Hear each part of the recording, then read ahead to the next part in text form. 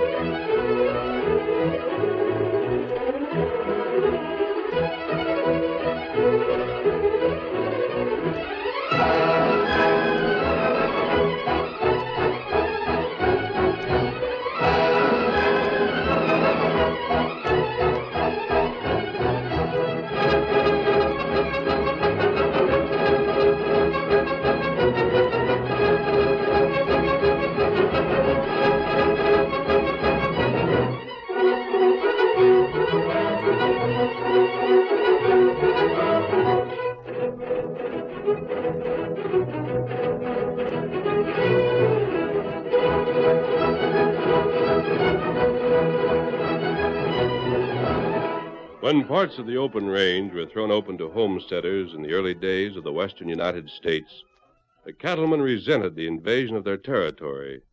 There were bitter disputes over boundaries and water rights, and the bad feeling between the two factions might have flared into open warfare if it had not been for the masked rider of the plains.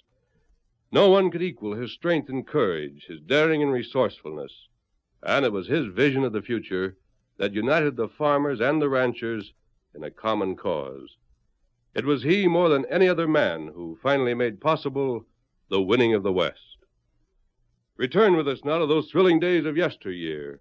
From out of the past come the thundering hoofbeats of the great horse Silver. The Lone Ranger rides again. Come on, Silver! We're heading for Hopeville. There's going to be trouble. Hi-Yo Silver, away!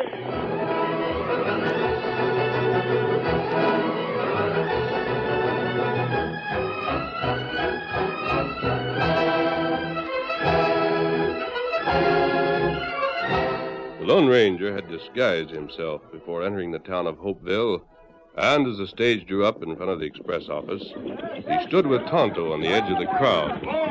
They watched two cattlemen push their way toward the stage, and then... Let's see if there's any passengers, Terry. Yeah. Just one. It's funny baggage he's got. A board and a little black bag. Just throw my war bag in the express office, driver. I'll pick it up later. Boss, that's Bob Langdon. Well, shoot me for a coyote. Bob! Howdy. Gosh, it's good to see you, Judge. Put her there, son. Just a second while I get this bag in my other hand. Yes, sir. And terrible Terry. Nobody's called me that since you left, except a few rustlers and homesteaders. It's been 4 years. Yeah, that's right. I knew you'd get fed up with Chicago and come back here where you belong. Well, this is the only home I have, Terry. You're welcome, boy. Come on. We're going over to the cafe and celebrate. Well, that sounds good to me. 4 years. What have you been doing with yourself all that time? Oh, I wrote you, Terry. Wearing city clothes, messing around with dudes. How'd you stand it? Well, I admit that it was pretty tough at first, but I got used to it. I'll bet Hopeville looks mighty small. Well, it's bigger than when I left it. Plenty. There's one thing that hasn't changed, though. Still got a job waiting for you on the old Flying W. Thanks, I Judge. told you when you left you'd always have one. Now, wait a minute. Yeah. I wrote you hombres, but I don't think you ever learned to read. Just middling fair. I told you I was going to school, and I was studying to be a doctor. That sure was a good one. We got the joke, all right. A buckaroo like Bob learning to be a sawbones. It wasn't any joke. I've graduated now, and I've come back home to practice. This town needs a good doctor. Doc Miller ain't so bad. He's a vet. Well, what are you talking about? What kind of a doctor did you study to be? Here, look inside this bag. You see those instruments? Do they look as if they were made to treat cattle with? Oh, I don't know. Son, do Do you mean you figured to doctor humans? Yes, Judd. And here's my shingle. Robert Langdon, M.D. We gotta call you doctor without laughing.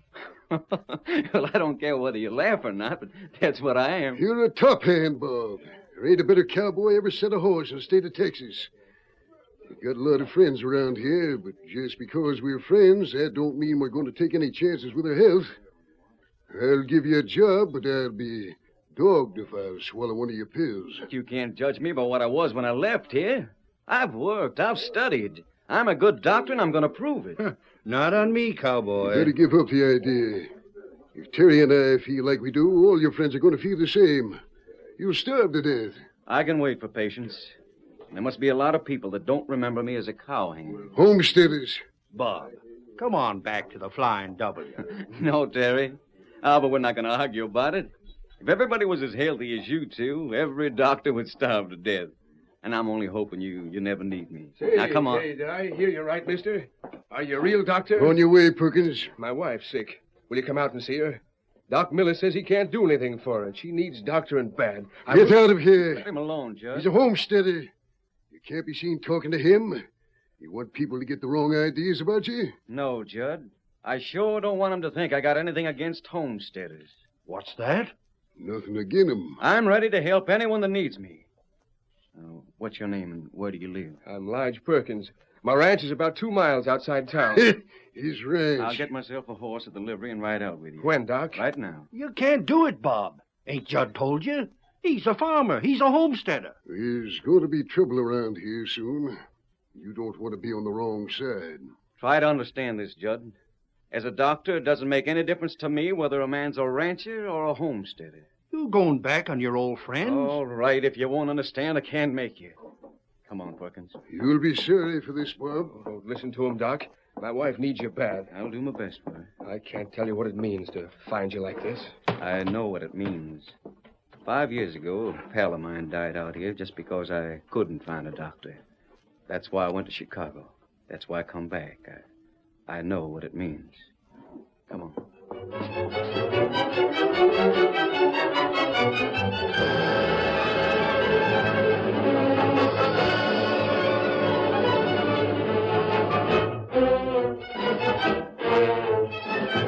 The doctor found Mrs. Perkins in a serious condition, and he paid her many more visits before she was able to leave her bed.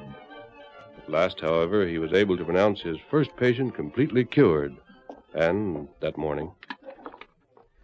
There's nothing more I can do for you, Mrs. Perkins. I know it, Doctor. I never felt better in my life. We're both mighty grateful. Oh, we can't tell you how much in words.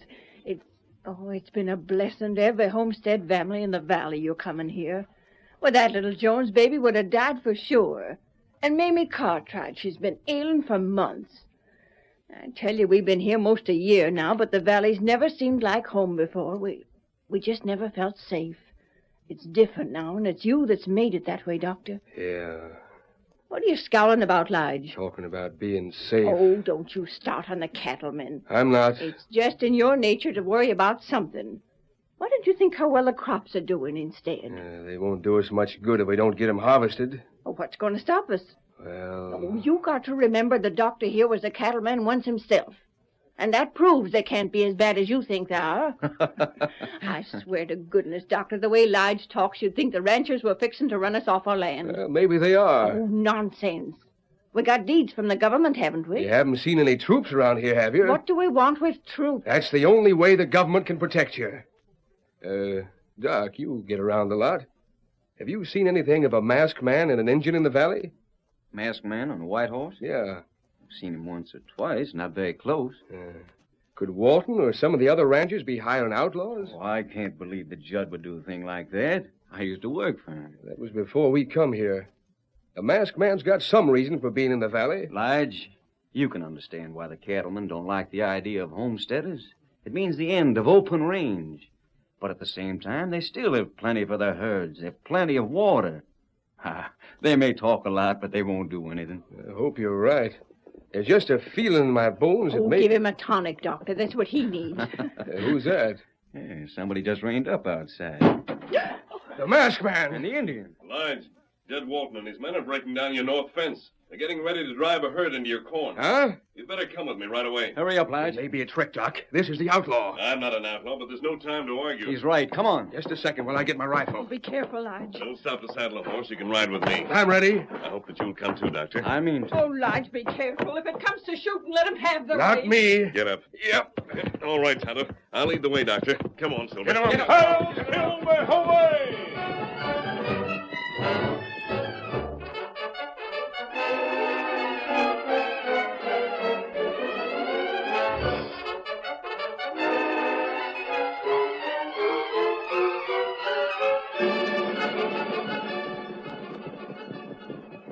There they are. Look at them. It took me 6 months to build that fence. I haven't started to drive the cattle through. They won't neither. Lige, let me talk to him. That's my property, and I'll have my say. Rein up, masked man. All right, you mavericks. Get away from that fence. Get back on your own land, or I'll pour hot lead into you. Listen to him. Hey! Maybe that'll show you I mean business. I'll come closer next time. Take it easy, Lige. You taking sides with that mangy farmer, Bob? He's trying to prevent trouble for both of you. You're breaking the law, Judd. Call off your men. We got our own law. We don't stand for fences. Lige is here to protect his property. He's ready to fight it out, and we'll back him up. I got 10 men here. There's just 3 of you, counting the engine. There's 4 of us. You'd pull a gun on your old pods? I'll have to borrow one from the masked man to do it, but Lige is in the right and you're wrong. If you're going to make this a showdown, I'm fighting with him. Thanks, Doc. What about it, Judd? I'll give you a warning, Perkins.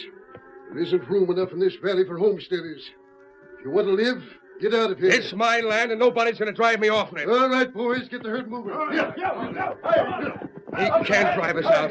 I'm going to get all the farmers together. We'll keep our fences guarded night and day. If it's war, we'll fight to the last man. Judd's heading for the ranch house. I'm going after him. You're going to try and reason with him? Yeah. Do you mind if we come along? You called your horse Silver, didn't you? Yes. And the Injun's name is Tonto. That's right. I'll be glad to have you. And not Lige, though. Don't worry, I got work to do. Come on, masked man. Get up there, boy. Come on, Silver. Get him up, Scout. You're wasting your time. I'll Silver, away!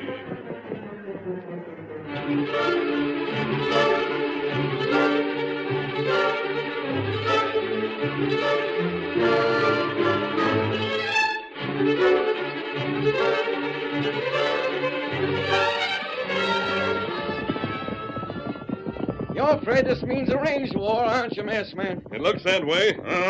Plenty bad. The sheriff's too far away. There aren't any troops within 100 miles. You're the only man who can prevent it. You got a pretty good reputation when it comes to stopping trouble. I'm counting on you. We'll help you all we can. There's Judd cutting around by the corral. I'd like to catch him before he gets in the house. Him rein up. He sees us. Judd's got a heart as big as a bucket, but he's a stubborn old cuss. Look at that horse he's riding. Look what a time he's having with him. Hit plenty mean. He's worse than that. He's a killer. Every cowboy on the spread has tried to make Judd turn him out, but he won't do it. Just stubborn. Judd doesn't have the strength to handle him. He won't admit he's getting old. I'll show you, you ornery cayuse. Try to throw me with it. Hiya, Judd. What do you want now? Just a little talk. Now, look here, Judd. Those homesteaders are nice people.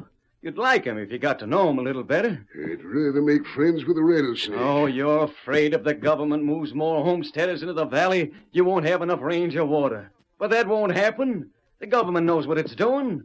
There's plenty of room for everybody that's here. You heard what I told Perkins. I'd get off that horse if I were you. Yeah, He's getting ready to buck. let him buck. And that's another thing. I'm not in the habit of taking orders from outlaws. You ordered me off Perkins' land. Look out. Hey, hold him, Judd. He's down. That horse is going for him. He'll kill him. Come on, boy. Hand him, Silver.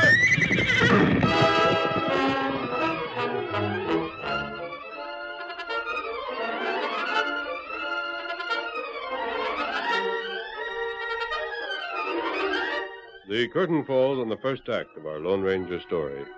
Before the next exciting scenes, please permit us to pause for just a few moments.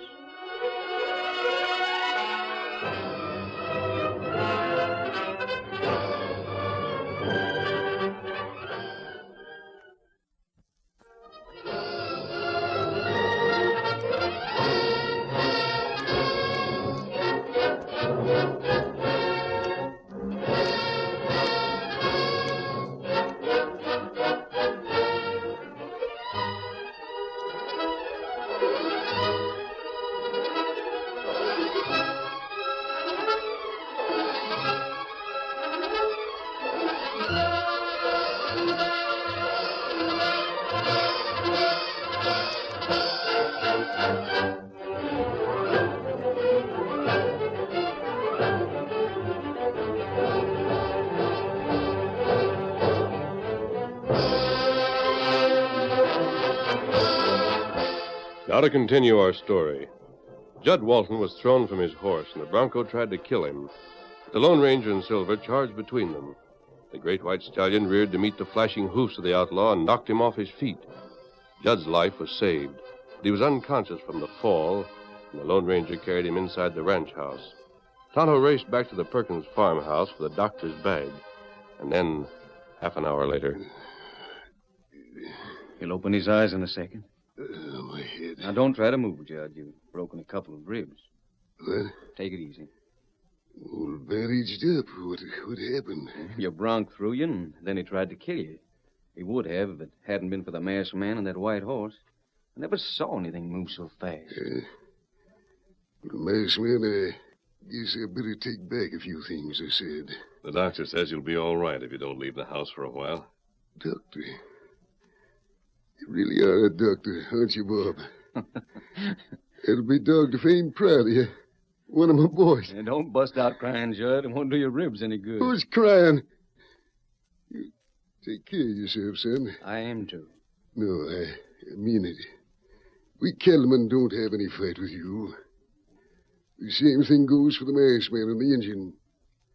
I'm taking it for granted they're your friends. But if those homesteaders don't move, we're going to wipe them out. If you stand with them, that goes for you, too. Judd, with the Bar D and the Circle X, you got close to 50 men. Over 50. You outnumber the homesteaders 2-1. That's what I'm telling you. But that don't make any difference to the masked man. They're in the right. We got our own ideas about that. They're in the right, and he'll fight for them. The odds don't make any difference. Then let him die if he wants to, but He happens to be the Lone Ranger, Judd. You mean that? I do. What's good enough for him is good enough for me. I'm stringing along with him. Yes? Well, what I said still goes. You'll die. All three of you. You're a stubborn old cuss. Now get out of here, Doc. You've made up your mind, so the next time you see me, go for your guns. I'll be here tomorrow to put a fresh bandage on those ribs. No, you won't, Oh, my side. That comes from talking too much. Meant what I said. You'll die. All three of you.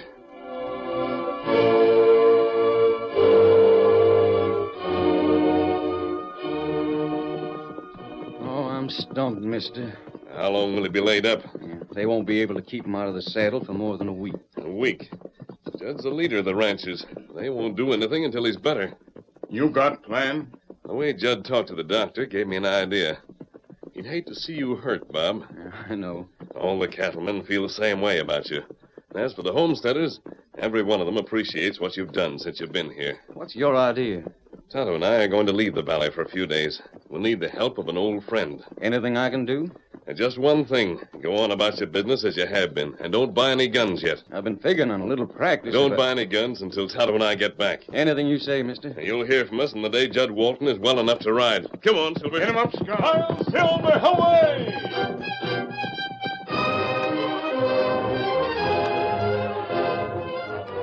A week passed, and the farmers worked their fields.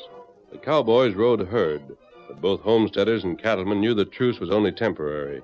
The war would start when Judd Walton rode again. One morning, the day began with the ominous sound of Indian war cries floating down from the hills. At noon, Judd called his men together and... Shut up, boys, and listen close. None of you and Billings will have the men here at 3 o'clock. We'll get going right away. Get all the bullets you need. Make sure you're ready. Where are we heading first, boss? I've got word that as soon as they know we mean to attack, all the farmers are going to get together at Perkins' place. He'll send his wife away, and that'll suit us fine. We're not going after women and children. But there won't be a man alive tonight unless they throw down their guns and agree to our terms. What about Bob? He'll take his chances with the rest of them. Get ready. At that moment, Lige Perkins stood on the porch of his home, a 6-gun in his hand. Is that the signal? Yep. It'll be here in less than an hour. I'll saddle Bessie for you, and you can ride over to the Cartwrights. No. You got it. I won't. This is my home. Nobody's going to make me leave it. It's my fight as much as yours. Can't stay here. We've fought together before. Some of you are sure to get wounded, and I can help that way. I can do... Hey, What? a chance to keep the doc out of it. Tell him he's needed in here with you so we can have some place to bring the men who are hit. I've been trying to think of something. We'll meet him at the line. You'll be safe in the house, and so will Doc.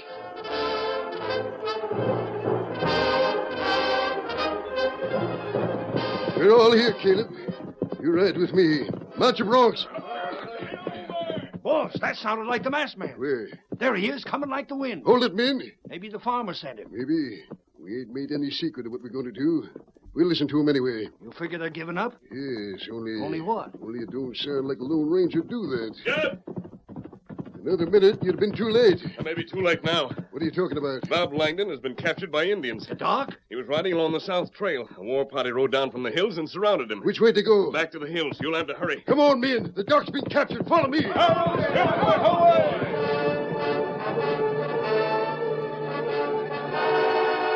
And at the Perkins farmhouse, You sure, Tonto? Uh-huh. Injun get doc. If those ranchers weren't... What difference does that make? Let them tear down our fences and burn up our crops if they want to. The doc's our friend. You gotta save him. You're right. Are you with me, men? Then come on. Come on, all of you. Let's get going.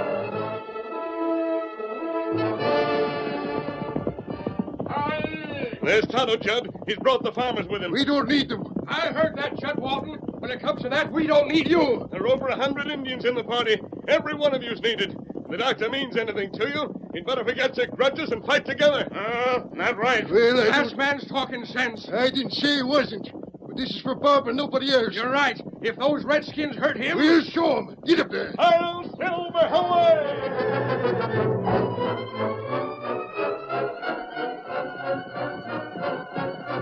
with the Lone Ranger and Tonto in the lead, the ranchers and the farmers raced for the hills. Just as the trail began to climb, Tonto raised his arm in a signal to rein up. What's the matter, Tonto? You lost the trail. You listen. Injured. They're behind us. They circled down through the canyon. Now they're heading back across the valley. You can see them. Judd, Hey, they're heading straight for your ranch. which make you feel mighty happy. Nothing of the sort. I hate you like poison, but I hate them worse. They burn your ranch, I'll chase them from here to California. You loco hayseed. Get your broncs around, men. Back trail. They're heading east. Then I'll chase them into the Mississippi. Come on,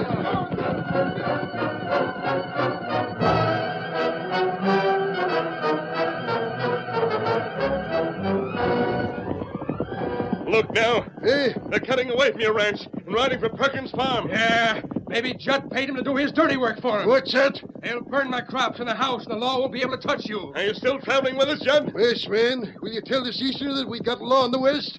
When it comes to trouble like this, we settlers stick together. Ain't you forgetting I'm a farmer? Ain't you forgetting these Indians still got Bob? Them stop. Yes, they're stopping in front of your place, lad. I see him. Get up there. My wife's in that house. What'd you leave her there for, you fool? Ah, shut up. Take it easy, fella. I know how you feel. We'll get him, though. Come on, Silver.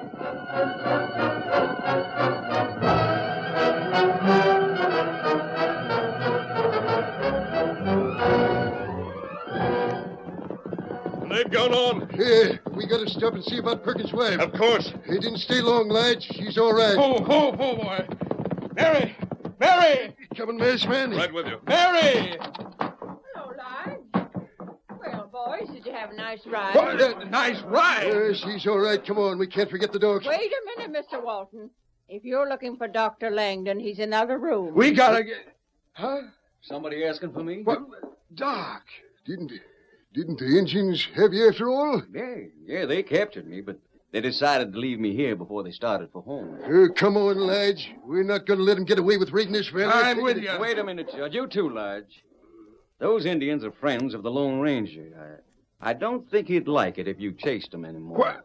What's that? What's going on here? Those are Chief Thundercloud's men. Thundercloud don't live around here. They was painted like Apache. I know, but that was part of my plan. Plan? I don't get it. This is... Gather round, boys, and hear the story. I think they'd like you to explain, Masked I Man. got a question that'll start him out. Where have you been ever since that day you saved my life? Tonto and I rode to Thundercloud's village. The chief and 100 braves came back with us.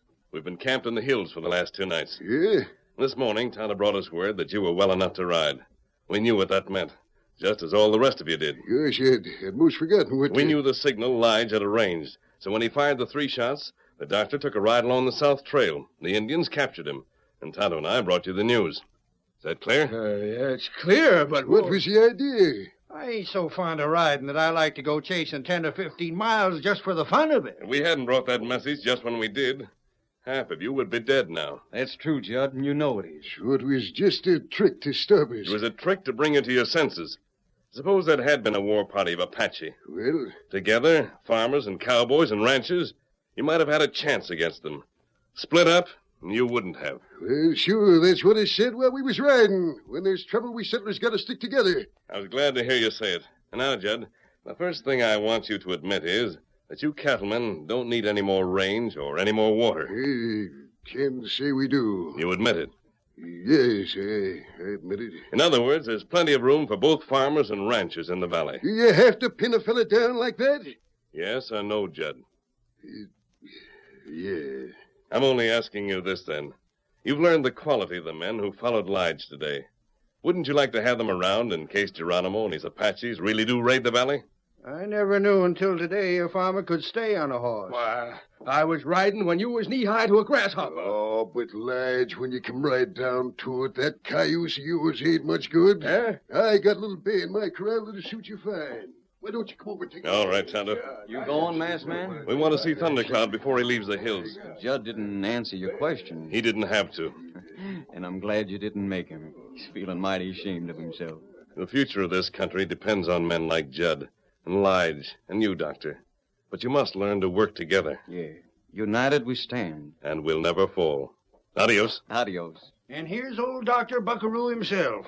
You ought to be ashamed of yourself, Doc, riding around with a pack of Indians in war paint. But just to show you there ain't any hard feelings, I'm going to buy some of your pills. Yep, I'm going to spend my whole salary on pills. Land sakes, these cattlemen are human, Doctor.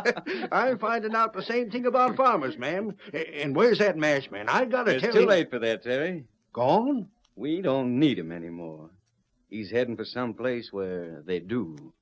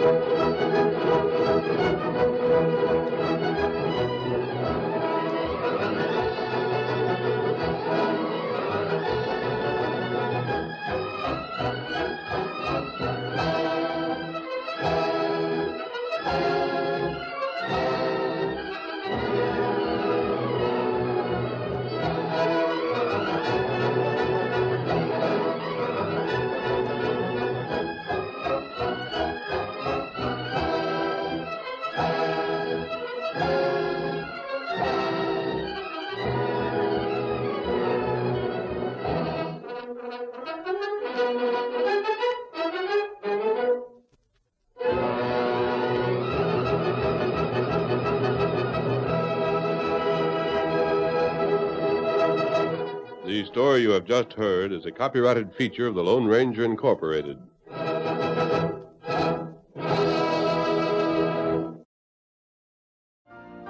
You've been listening to the OTR Gold Network.